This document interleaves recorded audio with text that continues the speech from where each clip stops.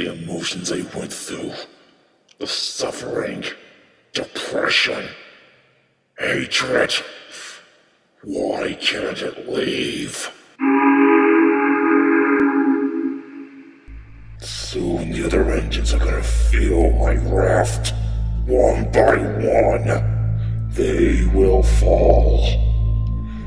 Then, once everything is done, once everybody has fully relived my hell, I will fully complete my mission.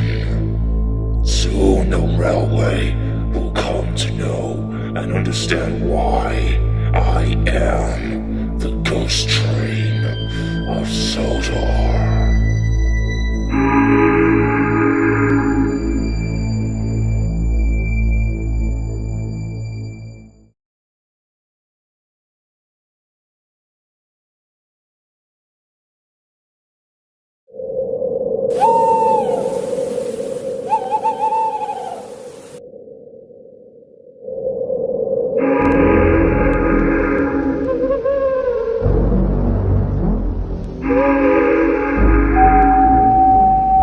What's going on?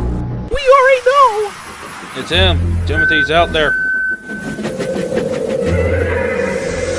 So you've sensed my presence. The years of haunting this line. The years of haunting an island that has changed in the wake of my demise still hasn't understood about me and why I did the unthinkable. Taking human lives.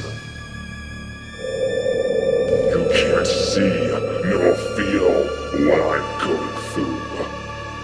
This railway will soon be forgotten, just like me. The past of an era that I led the way for my kind of engines. The LB and SCRE2s.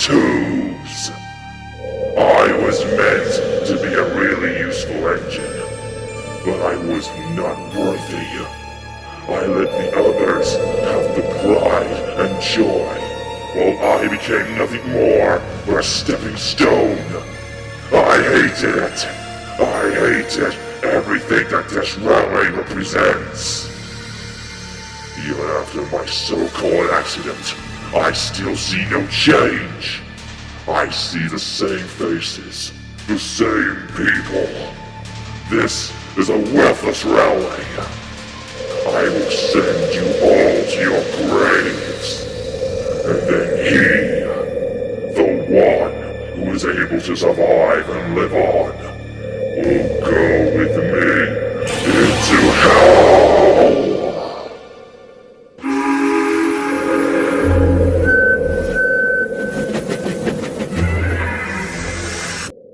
He came again! He's talking about send him down with him. Just who is it that he's talking about? I know. I know who he's after. Thomas, are you okay? I know who he's after. Me. What? He's after you? But why? What does Timothy want with you? I didn't want to believe it, but now I do. I believe that ghost train story was real, and that there was an engine, and that once ran on this railway before I came here in 1915, but I was too young to even know, or even remember back then. But now, it all makes sense. Timothy is after me, and he wants me gone. He wants me gone from this world! After now realizing that Timothy's ghost was after Thomas, Toby and Percy were deeply worried about him.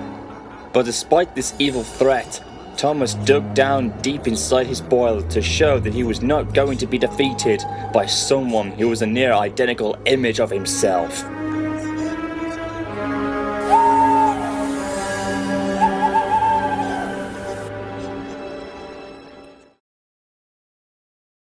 They've never understood the reason of what I did. My so-called accident has been told time and time again, yet they fail to understand. stand it. My kind no longer exists. All except one has survived. Why did it have to happen? Why did he survive? Does he still remember me? Has he forgotten? I don't want him or anybody else to forget. My legendary reign of horror won't end. No, it won't. The island of Sodor's nightmares are far from over.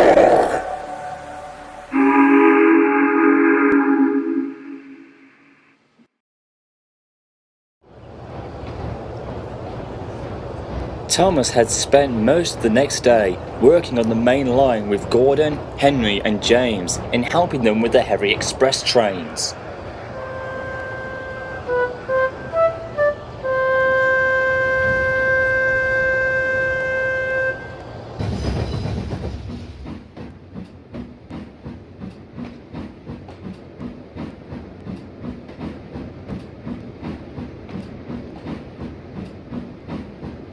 Later that evening, he took some coal trucks to the docks and then some shunting before he went to take a group of workmen to the viaduct, which was in need of inspection.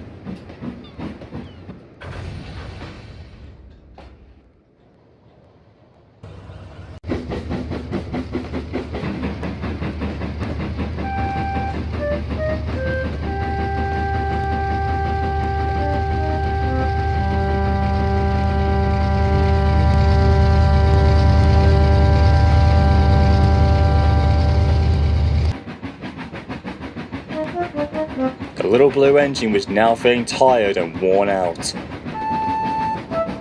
He then headed into a siding where he had to let James pass through with the express.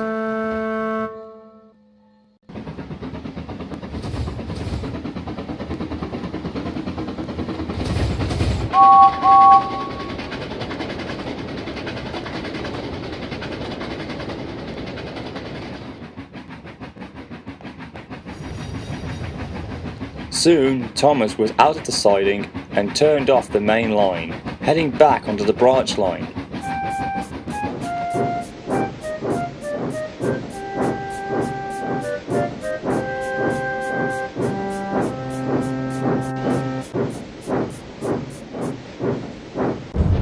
But as he got closer to home, the fog came down, very thick and heavy. The driver and fireman found it very hard to see from the cab windows, or even by looking out. Then, out of the bloom, a much thicker layer of fog flooded in and totally blinded Thomas and his crew. With quick thinking, the driver slowed him down and brought him to a standstill. We'll wait here until the fog clears. Good idea. There's no way we're going to continue on in this. Thomas agreed as well, but only after a few minutes, he and his crew could hear the sounds of another engine approaching. But the fog was just so thick that he couldn't tell whether it was coming from behind or in front of him. Then he heard its whistle.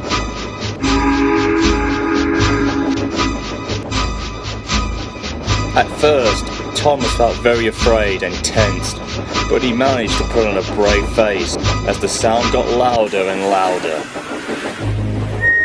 Thomas looked ahead of him, and there he was, the ghost of Timothy. Timothy, you are real. Hello, Thomas.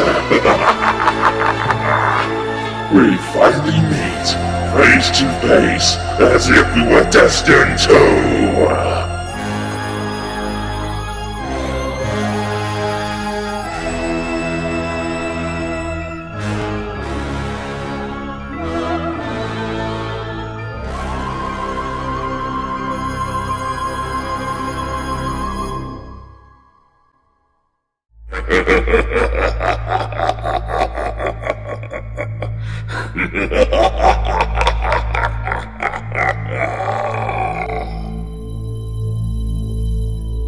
So the rumors and stories about you are true.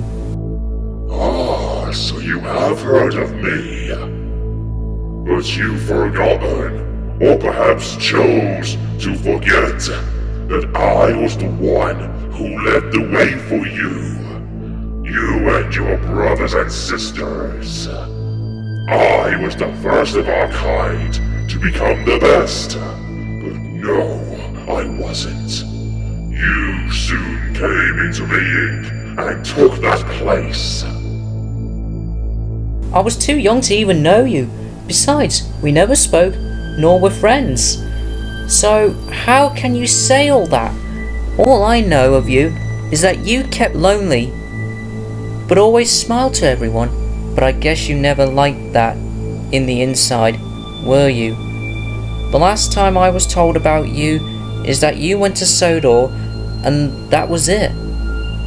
You became nothing more but a forgotten memory. But Timothy, you do know that I'm the last of my surviving brothers and sisters.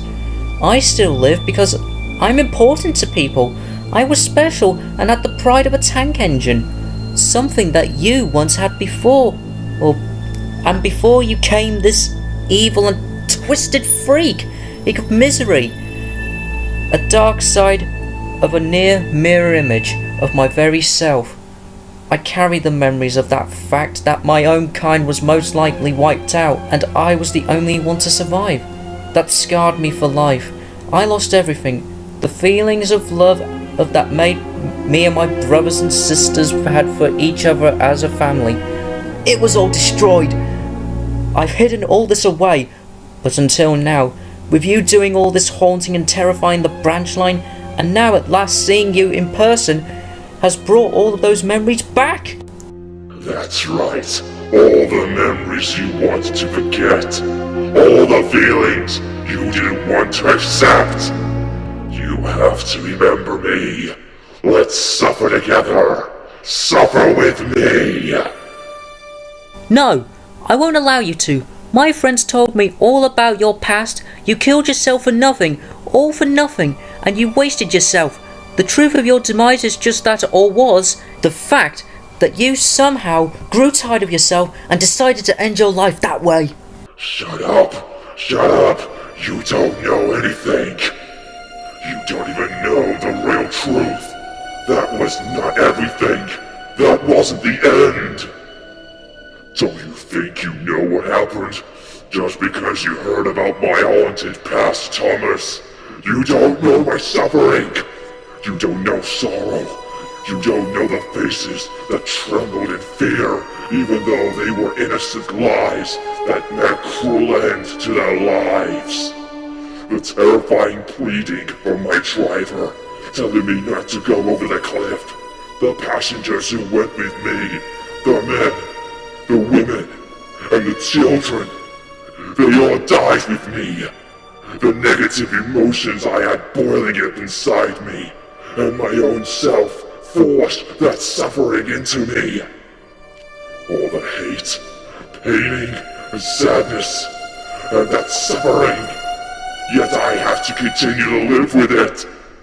So yet, how can you say that you think and pretend to feel all those terrible things I did and understand me at all?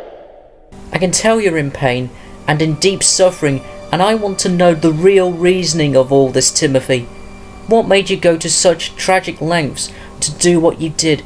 None of my brothers or sisters of the E2 class ever did this. Tell me, Timothy, what caused you to kill yourself? Tell me!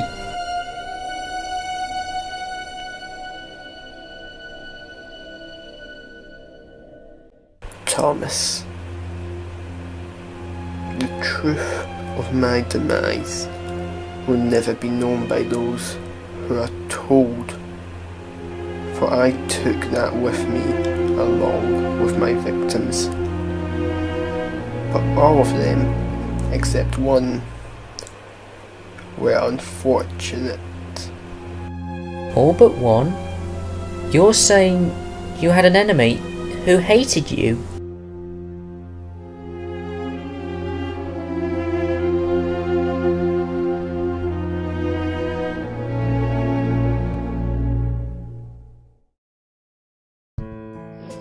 You see, I was only a prototype for the rest of the class of E2 class when we were introduced in 1913.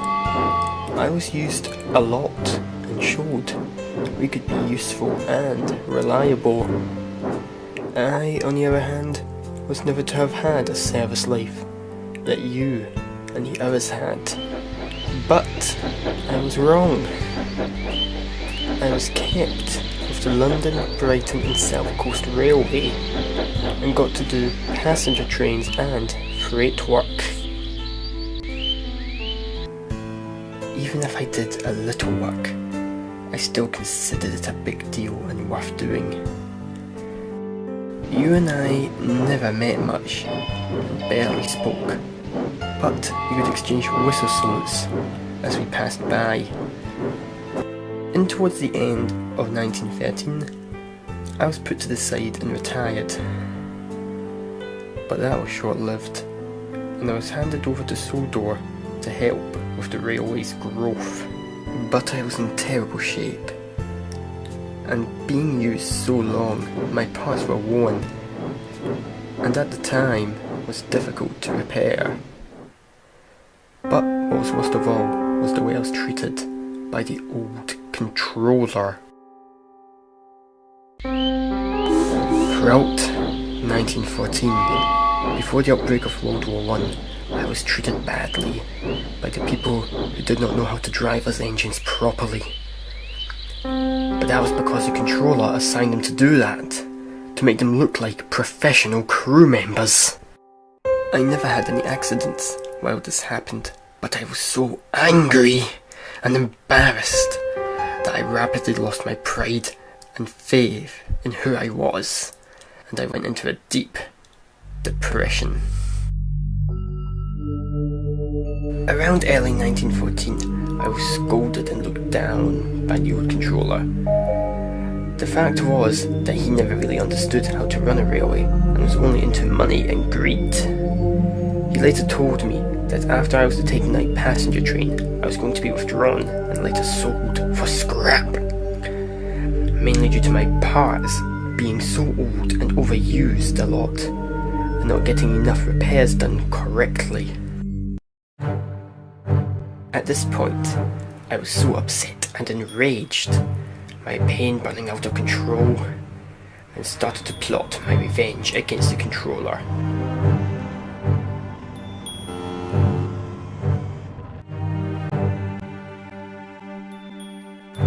I didn't know it until I left, but he was on board the coaches along with other passengers. Deep down, I knew what I was going to do, and it would cost me a heavy price.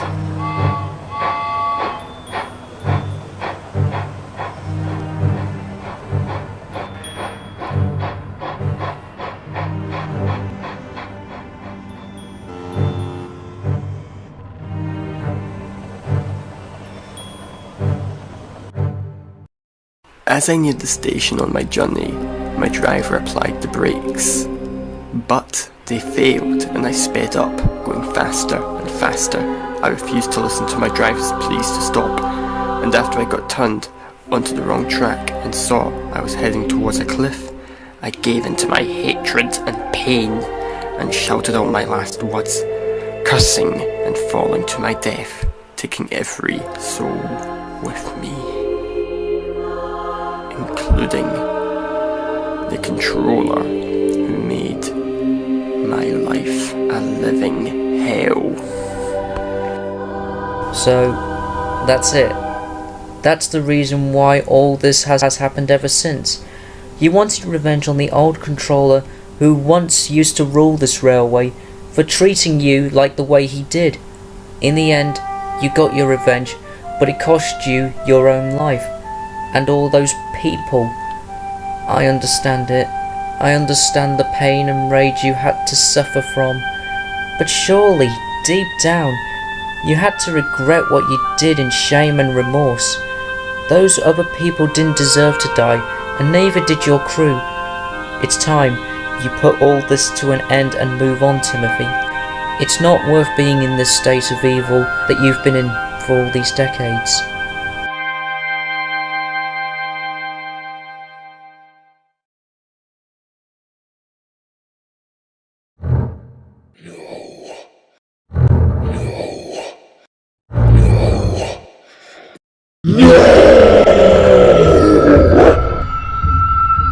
I'm not lost, now I move on.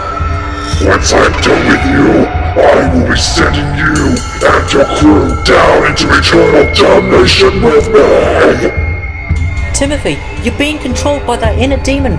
Fight it off. Break free. You cannot stop me. I will send you to hell. You can't prevent me from completing my quest. The end is upon you. What? But how? No. No.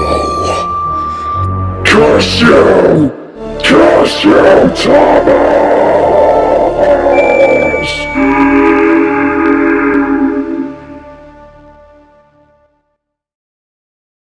Everything on the railway seemed to be normal. Many weeks passed, and no signs of Timothy were seen. But then eyewitnesses came forth, claiming to have seen him. News spread down the line. However, most of the people were not buying it or taking this very seriously. Gordon and James were still freaking out about their encounter with the ghost train when they told everything to Thomas, who couldn't believe it. I'm telling you, Thomas. Last night, he threatened me if I didn't tell you about the message, and it would have been scrapped or wherever he was going to take me. I too got the same result, but he said that an era was ending, and that we were all going to go and be forgotten. This ghost train is immense, and we'll never know who he will target next. Thomas looked very worried and could only imagine what the outcome would be if he didn't do something to stop Timothy and his reign of horror. One night, Henry was travelling home light after taking the Wild Nor'Wester.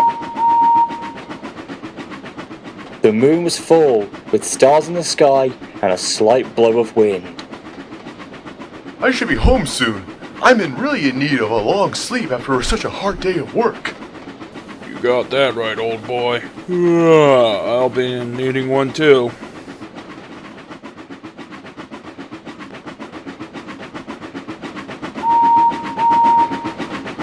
As he got closer to home, Henry entered the tunnel where he got bricked up many years ago.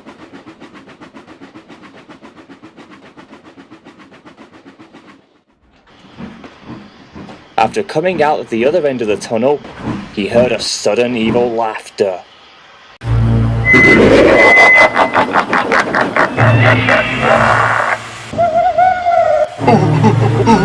What the heck was that?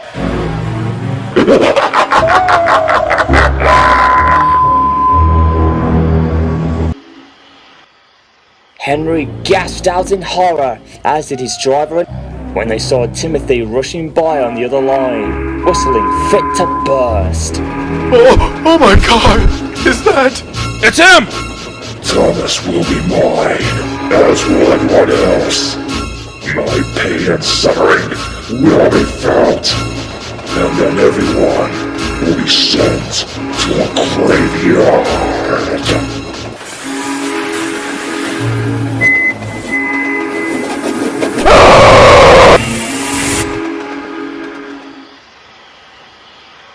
Did you see that? Yes I did. So the story was true. There was another engine that ran on this railway and had a terrible accident. But I was never told who he was. I do, Henry. I remember something like that being told recently. All I know is that there was an engine called Timothy. He was painted silver and had the number 0 on his sides. And that engine who passed us? Yes, that was him, all right. Timothy. So that's the ghost train's name. Now I remember. I think I did see an engine that ran through the other side of the tunnel while I was bricked up there all those years ago. but I was too young to know if that it was really him, not to mention a bloody face with zombie teeth and devil eyes. Oh dear, what will the others think when I tell them?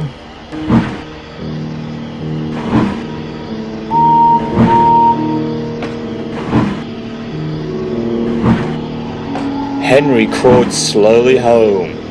Unlike the previous supernatural events he had in the past, this one surpassed them and would burn in his memory for a long time.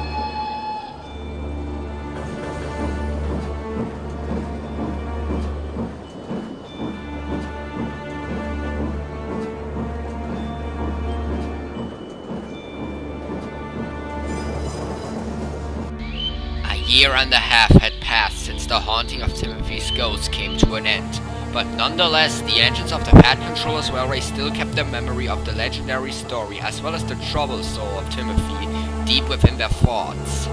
During the aftermath, fan analysis on the branch line had grown, thanks to the visiting people who had come to visit Sodor. Due to the amount of expanding visitors, Thomas and Percy had to take turns in pulling passenger trains and freight work.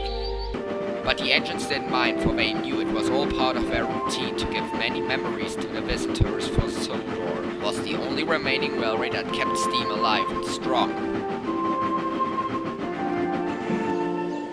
The railway network was doing very well and handling great business.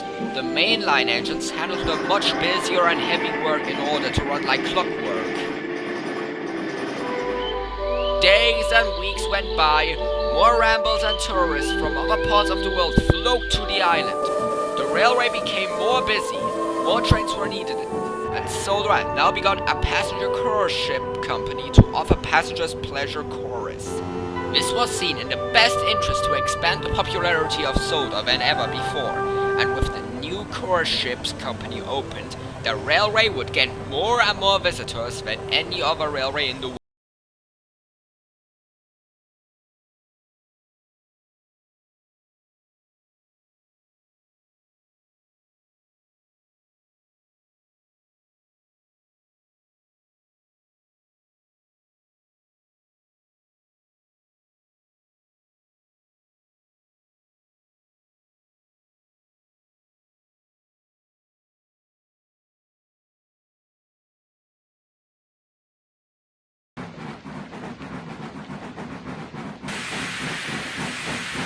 Oh, what was that?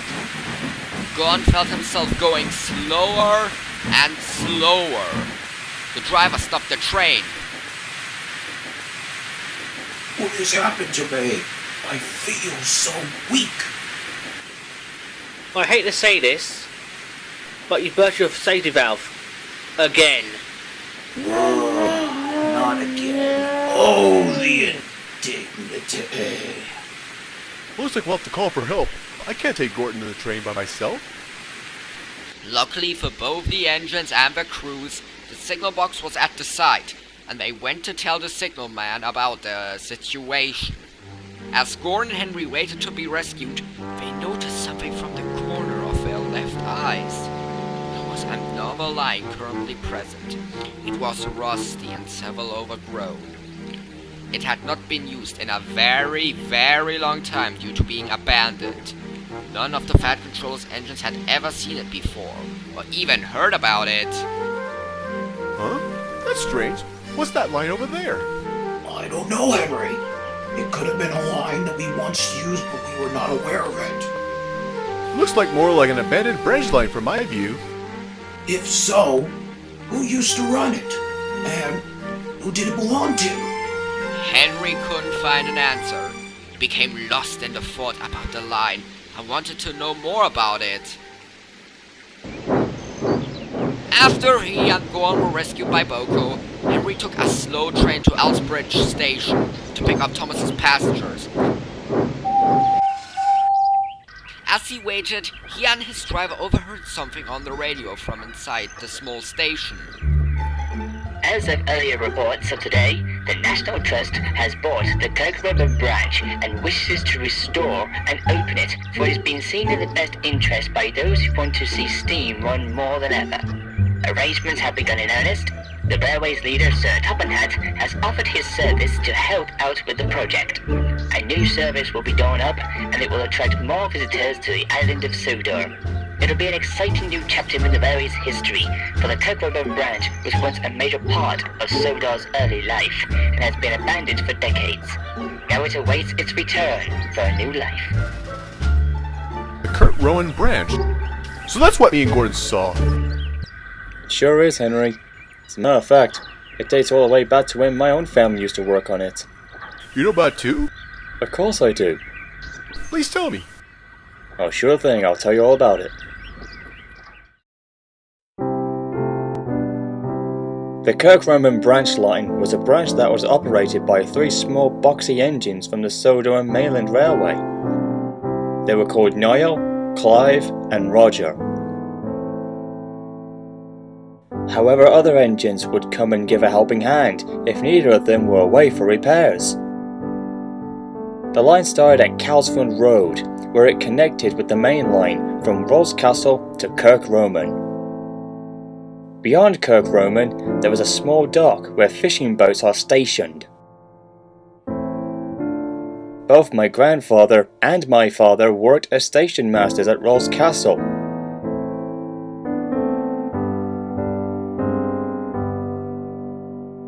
The branch was running well, but as they say, nothing lasts forever.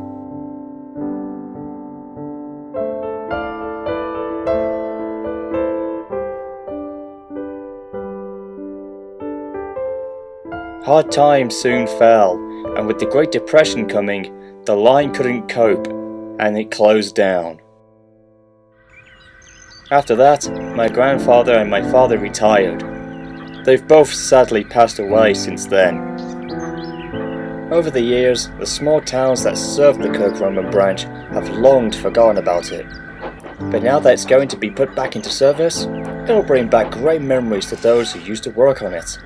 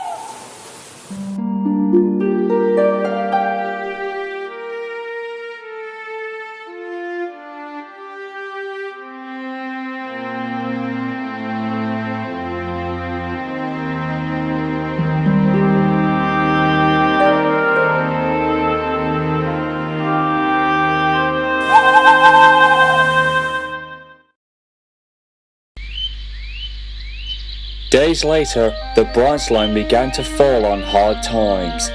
Less passengers started coming, and freight was being delivered by road rather than rail. Financials in keeping the line open was growing badly, and the Fat Controller had become frustrated.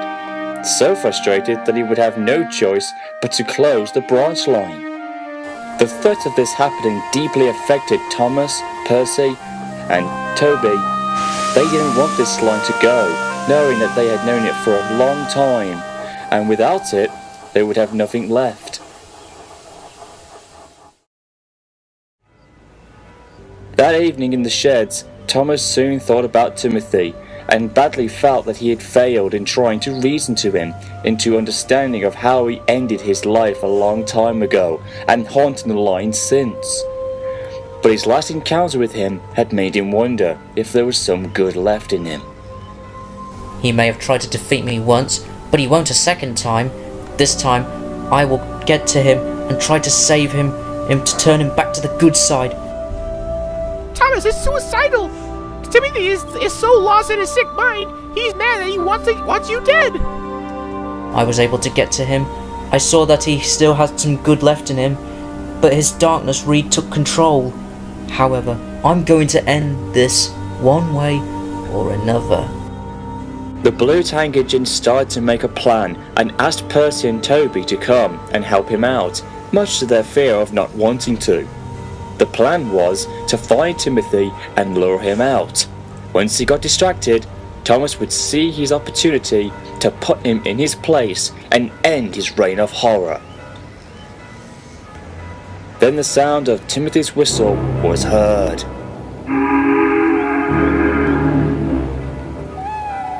Thomas saw him from the shed window, rushing by, whistling long and loudly, and then fading into the darkness.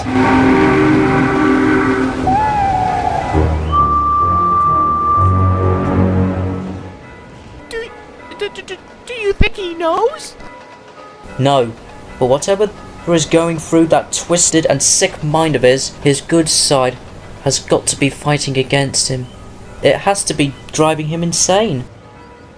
Insane? He's more than just that. He's more like psychotic and deranged.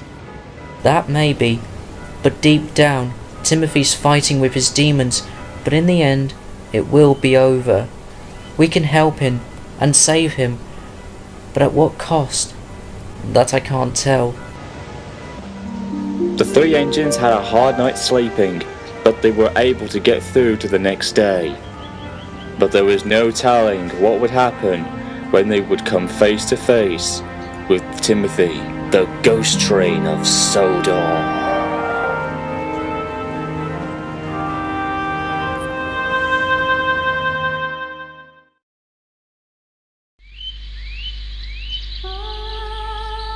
The next day, the sun shone, but there were very few passengers coming to the branch line.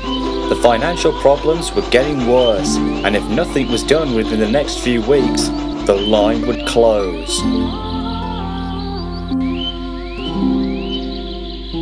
Thomas was taking on water at the water tower when Percy shunted in with some empty trucks. He could see his best friend was sad, thinking that this could be the final days of working on his branch line.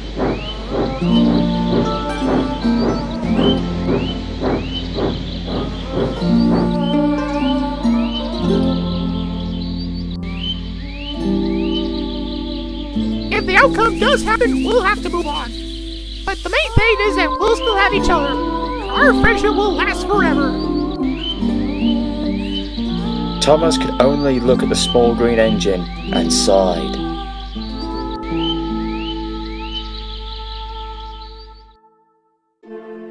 A few more days went by, and by sheer luck, the Fat Controller was able to sort out the financial troubles and help raise enough money to get the branch line back in full swing.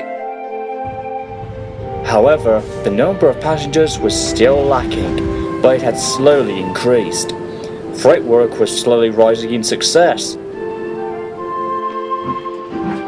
And Percy and Toby were pleased to see that the line was still in operation.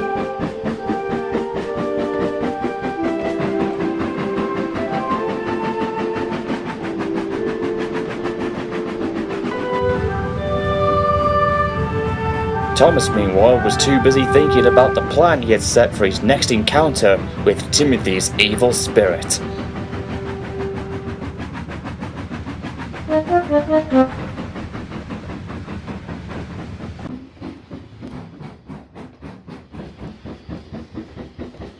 One afternoon, the engine's crew were eating their meals on a small table near the sheds. Hey, what day is it? Thomas's fireman took out his small calendar from his pocket and looked. My God! What's wrong? My God, it's day of the anniversary of Timothy's accident. That means tonight he's gonna come. Thomas, Percy and Toby overheard this and gasped. Oh my goodness! They'll come running down the line, plunging into the gap and shrieking like a lost soul! Percy, you just said the same words that you told me when you first mentioned that story a long time ago, and yet years later you still remember them. Yes, but Timothy won't come to warn us. He's gonna come and take you and send you to hell. That's what he said. No, he won't. We will defeat him and end this madness. Tonight, we put our plan into action and stop him.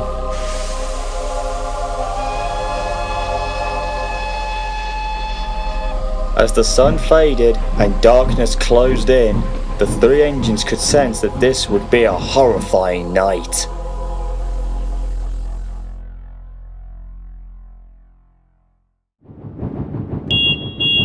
Days later, on a slightly foggy morning, Rosie was putting an observation coach to the line. The Fat Controller was on board.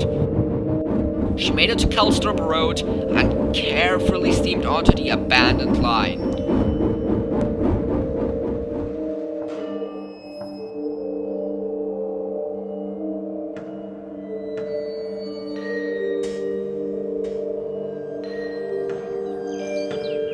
Rosie stopped at bridges and tunnels for the Fat Controller as well as the inspectors to do surveys of the line and its surroundings. They made it to the first station, Rolf's Castle. As the inspectors looked around, the station looked old and worn out, but oddly, its overall structure seemed to be in very good condition.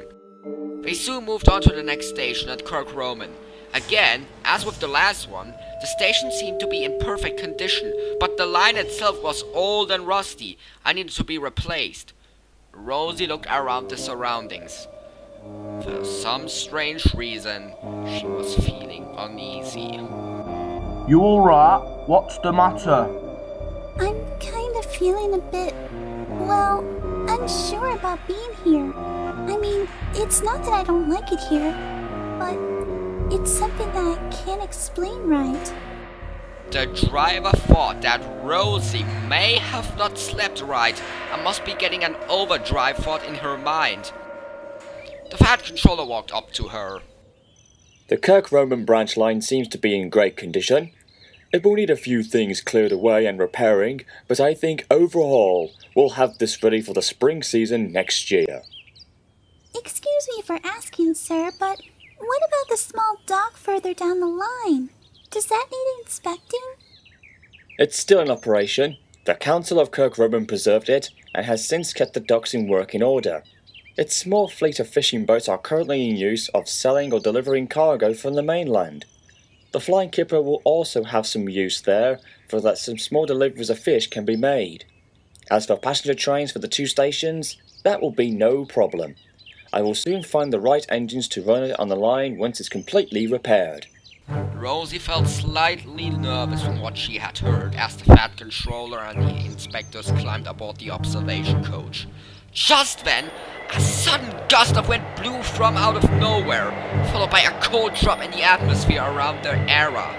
Rosie felt the chills in her boiler, and she started to get more tense. I think we've outstayed our welcome. Something or someone is watching us nearby.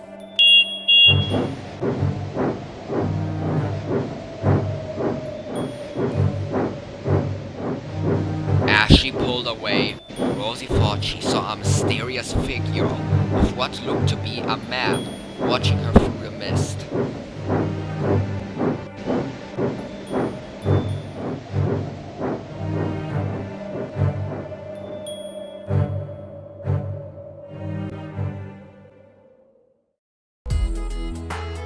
The plans to reopen the line were soon put into action. Emily was assigned in handling the engineering trains, while James took charge in taking goods trains on the line. Sometimes they would take in turns when one of them were to take the other. They both felt proud at their new duties. With great teamwork, the repairing of the line was going at a quick pace, and soon it came to work on the station at Wolf's Castle. It would take about a few weeks or months to complete, but there were more than enough workmen to get the job done.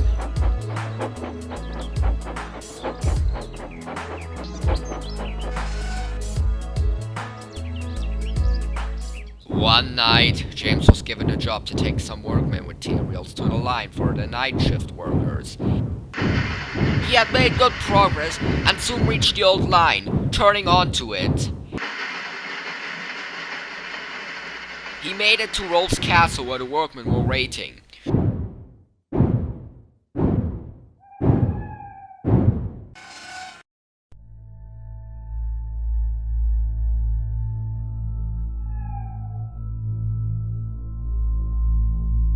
James sizzled nicely as he watched them get to work. The night was clear with stars twinkling in the sky. But then, the red engine and everyone else suddenly felt a drop in temperature that went cold. Huh? What in the world is going on? What's with this cold feeling? As he saw the workmen commencing work on the station, James thought he saw a man. One he did not recognize. He was at the edge of the station, as if he was observing the work in progress. Who's that? I didn't see him when picked up the workman earlier today. The man walked away, and then around the brake van. Out of his sight, he waited to see him come from the other side, but he didn't. What the? Where's he gone? Then there came the sound of another engine's puffing. James almost gasped when a shadowy figure of a tank engine rolled past him before it suddenly vanished. No! It couldn't be! What in the name of Satan did we just see? Never mind that! Get me out of here! Get me out of here!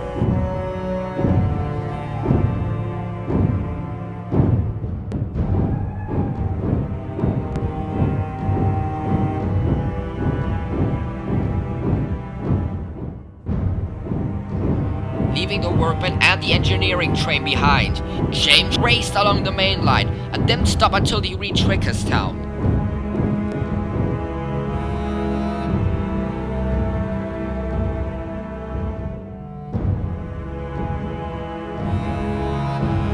When they arrived, the driver and fireman spoke to the station master.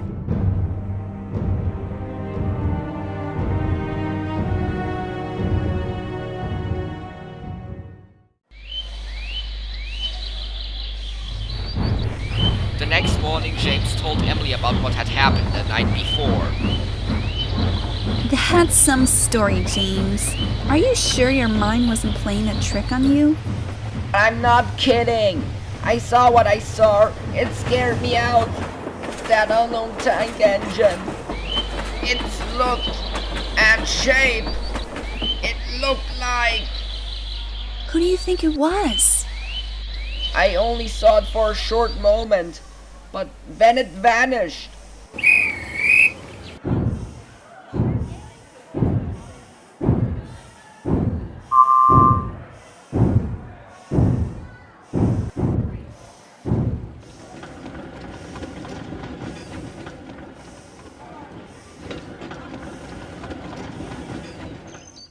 Work on the Kirk-Roman branch line continued on. After a few months, the station of Rolf's Castle was completed, and work moved on to the next station at Kirk-Roman.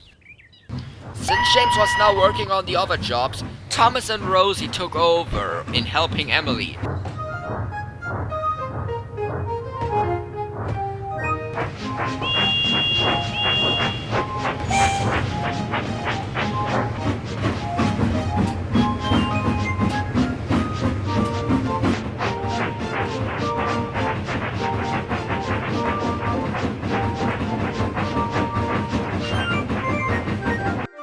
As the weeks passed by, repairs and restoration to the station of Kirk-Roman was eventually completed. Next came the replacement of the old rails.